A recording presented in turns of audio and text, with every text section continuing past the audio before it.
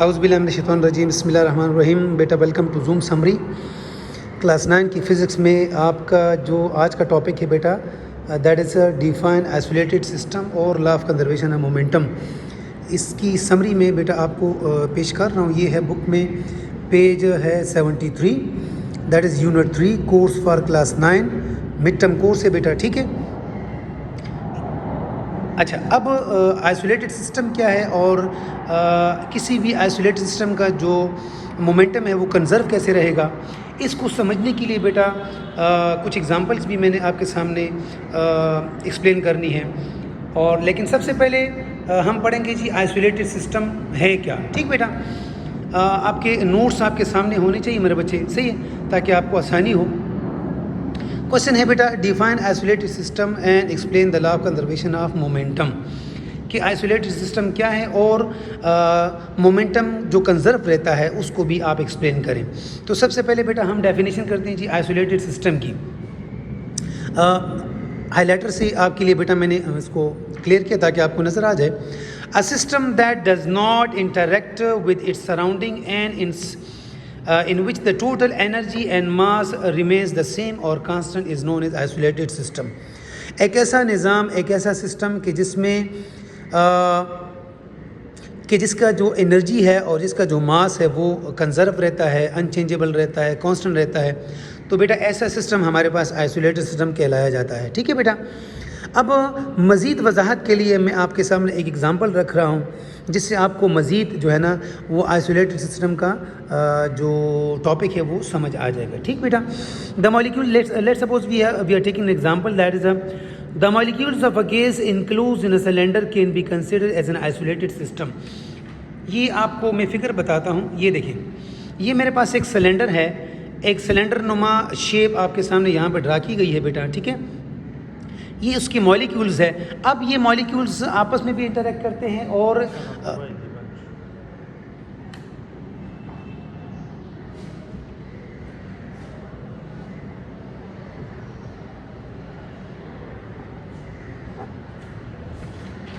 ठीक बेटा। तो ये मॉलिक्यूल्स अपने आपस में भी इंटरेक्ट करते हैं और जो है ना मतलब आपस में भी एक दूसरे के साथ कोलाइड करके फोर्स अप्लाई करते हैं और जिस कंटेनर में मौजूद है इनकी दीवारों के साथ भी इसका जो टकराव है वो पॉसिबल है, ठीक।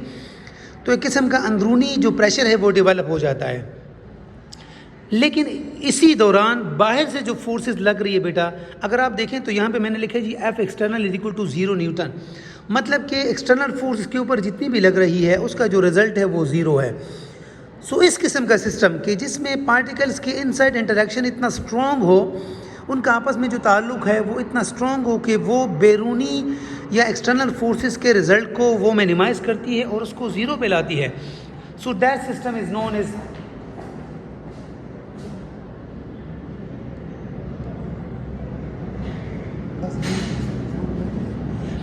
एज आइसोलेटेड सिस्टम, ठीक बेटा। अच्छा, अब इस डायग्राम को लेकर मैं आपको ये समझा रहा हूँ। एग्जाम्पल देखें, the molecules of a gas enclosed in a cylinder can be considered as an isolated system. The gas molecules collides with each other and also with the walls of the cylinder. It is unaffected by the surrounding and external force is equal to 0। जिस तरह मैंने आपको कहा कि inside the cylinder gas molecule का जो interaction है वो इतना स्ट्रॉन्ग है कि एक्सटर्नल फोर्सेस का रिजल्ट इसके ऊपर 0 आ जाता है। सो ऐसा सिस्टम जहाँ पे एक्सटर्नल फोर्स का रिजल्ट 0 हो, ऐसा सिस्टम हमारे पास कहलाता है जी आइसोलेटेड सिस्टम, ठीक बेटा।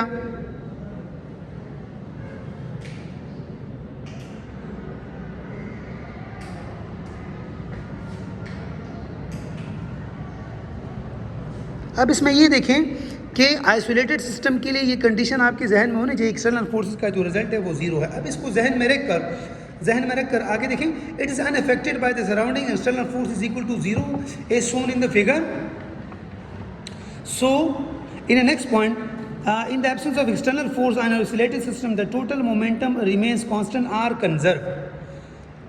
कि बैरूनी क़ुव्वत की गैर मौजूदगी में अगर उसका असर 0 है तो अंदर के पार्टिकल्स का जो मोमेंटम है वो कंजर्व रहेगा, वो अनचेंजेबल रहेगा, वो कांस्टेंट रहेगा।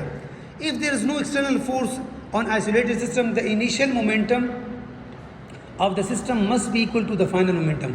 अब अगर हम कहते हैं कि ये जो gas molecules inside the cylinder है और ये आइसोलेटेड सिस्टम में है, तो फिर इनका जो इनिशियल मोमेंटम होगा और इनका जो फाइनल मोमेंटम होगा, तो बेटा वो हमारे पास मैथमेटिकली वो क्या होना चाहिए, वो बराबर आना चाहिए। जस्ट लाइक दिस, ये देखिए, तो फिर उसका initial momentum should be equal to final momentum और someone we can say that final momentum should be equal to the initial momentum.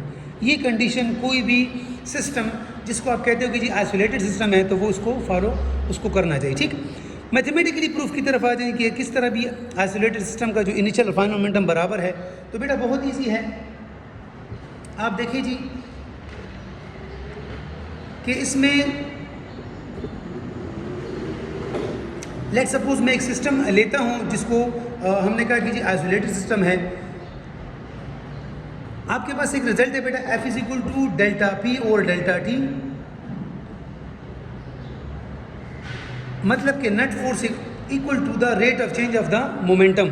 ये न्यूटन सेकंड लॉ ही की हमारे पास इक्वेशन है, लेकिन इन टर्म्स ऑफ मोमेंटम है। ठीक, अब जब हम कहते हैं कि जी आइसोलेटेड सिस्टम है, तो आइसोलेटेड सिस्टम के लिए एक्सटर्नल फोर्स क्या करें जी, 0 के बराबर लें। तो देखें कि हमारे पास राइट पे क्या आ जाता है, now multiplying delta T on both side. So after the multiplication of delta T on both sides, we get a that is 0, del P is equal to 0, change in momentum से मुराद PF minus PI, मतलब कि final momentum is equal to initial momentum हमारे पास आखिर में आ जाएगा। ठीक बेटा, तो इससे ये साबित हुआ कि अगर एक्सटर्नल फोर्स 0 है, अगर तो एक्सटर्नल फोर्स, ये एक्सटर्नल फोर्स है मेरे बच्चे, सही है, अगर तो एक्सटर्नल फोर्स 0 है तो जो मोमेंटम होगा वो चेंजेबल नहीं होगा, यानी फाइनल और इनिशियल मोमेंटम का जो मैग्नीट्यूड होगा वो कांस्टेंट रहेगा। यही प्रूफ यहाँ पे आपको कराया गया है। As we know that F is equal to del P और del T, as for the external force in isolated system F is equal to 0, then putting F is equal to 0 here, del P और del T on right side में F ही आ जाएगा। फिर डेल्टा T को both side multiply करें, after that we get that is del P is equal to 0। अब डेल P से मुराद चेंज इन मोमेंटम और चेंज इन मोमेंटम से मुराद final momentum minus initial momentum. Arrange करें तो PF is equal to PI हमारे पास रिजल्ट आ जाता है। इससे आपको एक मैथमेटिकली इक्वेशन मिल गई, कि मैथमेटिकल रिजल्ट मिल गया कि अगर तो एक सिस्टम है जिसको आप कहते हो कि जी आइसोलेटेड सिस्टम है, तो उसका जो फाइनल मोमेंटम होगा, उसका जो इनिशियल मोमेंटम होगा, उनका मैग्नीट्यूड आपस में बराबर आया। अच्छा, अब बेटा इसी रिजल्ट को हम दो बॉडीज़ के कोलिजन से भी आपके सामने प्रूफ करने के लिए रखते हैं। ठीक है मेरे बच्चे, दो बॉडीज़ के कोलिजन से भी आपके सामने हम रखते हैं। किस तरह एक्सप्लेनेशन लेते हैं जी फर्दर, लेकिन एक और एग्जांपल के थ्रू। ठीक, consider a system consist of two objects A and B of masses M1 and M2। अब बेटा आप इसमें क्या करें कि आप इसमें दो बॉडीज़ को कंसिडर करें। मैं आपको फिगर बताता हूँ, ये है जी फिगर, ये दो बॉडीज़ है, ए बॉडी जिसका मास M1 है और बॉडी B है जिसका मास M2 है। ना both the bodies are moving with certain velocity, that is M1 is moving with a U1 velocity and M2 is moving with U2 velocity. This is all this is all the case before the collision. ये हमारे पास इन दोनों bodies के टकराने से पहले की सूरत हाल है। ठीक है बेटा, यानी अगर आपके पास दो बॉडीज़ है, I try it once again for you. ये देखिए बेटा, हमारे पास दो बॉडीज़ है, बॉडी A जिसका मास है M1, ये जी ट्रेवल कर रहा है जी U1 वेलोसिटी से। दूसरी बॉडी है बेटा जिसका मास है M2 और इसका नाम है बॉडी B, ये U2 वेलोसिटी से ट्रेवल कर रहा है। अब बिफोर द कोलिजन इनका जो सम ऑफ मोमेंटम है, सम ऑफ मोमेंटम मैंने मतलब कि बॉडी A का जो मोमेंटम है, बॉडी A का जो मोमेंटम है वो आपके पास है बेटा M1 U1 और बॉडी B का जो मोमेंटम है let's suppose that is M2 V2। तो इन दोनों का जो सम है बेटा, यानी इनिशियल मोमेंटम जो है, इनका जो सम है, sum of the momentum of this two bodies before the collision. So first body का मोमेंटम और सेकंड बॉडी का मोमेंटम, ये है जी बिफोर द कोलिजन आपके पास एक रिजल्ट। अब चूंकि सिस्टम आइसोलेटेड है तो होना यही चाहिए कि after the collision, let's suppose the two bodies have a head to head collision after some time. So what happens जब थोड़ी देर के बाद ये दोनों बॉडीज आपस में बेटा क्या करती है जी, कोलाइड हो जाती है, कोलिजन करती है M1 और M2, ठीक है बच्चे। अब इनकी आपस में क्या हो जाती है जी, कोलिजन हो जाती है। यहाँ पे इनकी कोलिजन हो गई। अब कोलिजन के बाद ये डिफरेंट डायरेक्शन में M1 V1 वेलोसिटी के साथ ट्रेवल करेगी अपोजिट डायरेक्शन में, और जो बेटा आपके पास है जी M2 बॉडी है वो V2 वेलोसिटी के साथ ट्रेवल करेगी।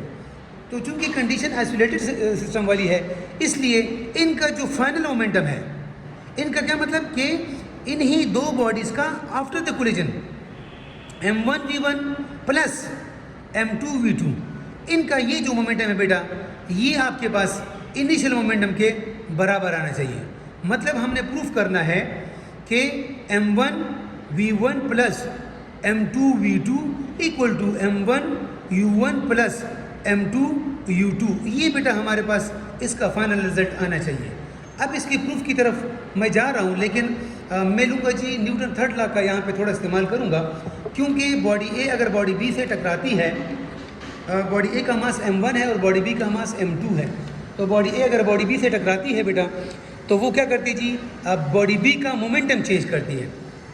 ये मैं आपको दिखाता हूँ बच्चे, ये ज़रा गौर से देखें, यहाँ तक तो मैंने आपको करा दिया, ठीक।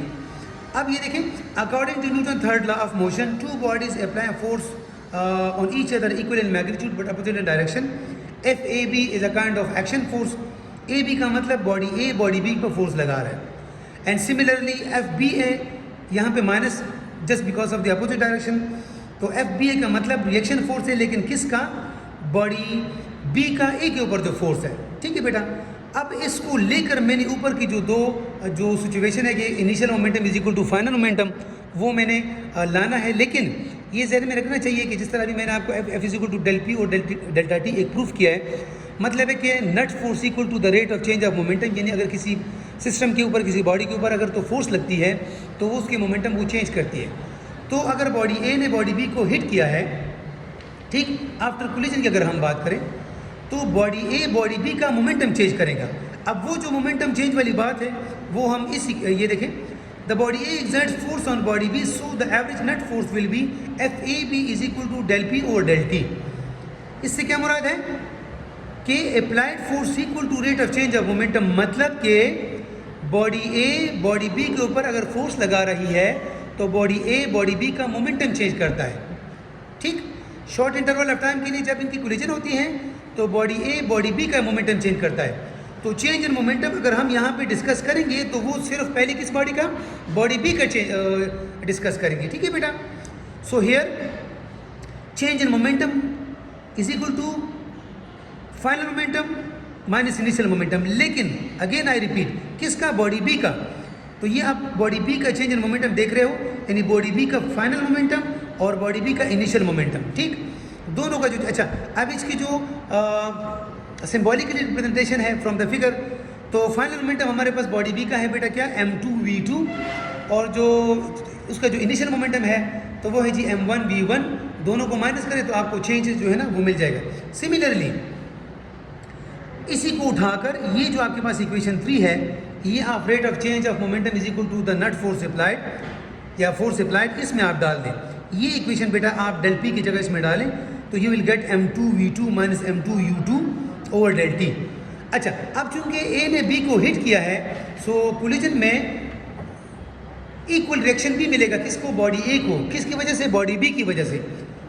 सिमिलरली जिस तरह हेडिंग भी यहाँ पे लिखा गया फॉर FBA का मतलब कि बी अब ए के ऊपर फोर्स लगाएगा और उसका मोमेंटम चेंज करेगा, ठीक है बच्चे।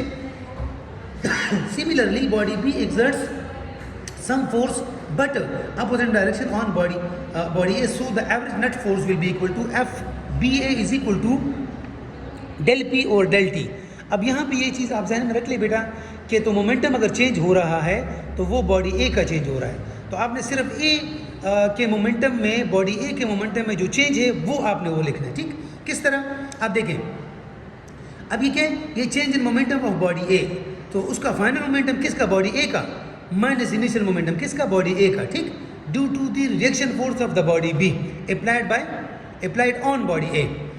अच्छा, अब इसका जो फाइनल मोमेंटम है बेटा बॉडी ए का, वो है जी m1 v1, v1 उसकी फाइनल वेलोसिटी है आफ्टर द कोलिजन। मास तो सेम है, लेकिन सिर्फ v1 और u1 में आपको थोड़ा सा वो जो डिफरेंस है वो नज़र आ रहा है, जस्ट बिकॉज ऑफ दी उसको पहचान के लिए, ठीक है जी। तो v1 m1 जो मास वाली बॉडी है उसका फाइनल वेलोसिटी है और u1 उसकी इनिशियल वेलोसिटी है। तो final momentum minus initial momentum, लेकिन किसका? बॉडी ए का।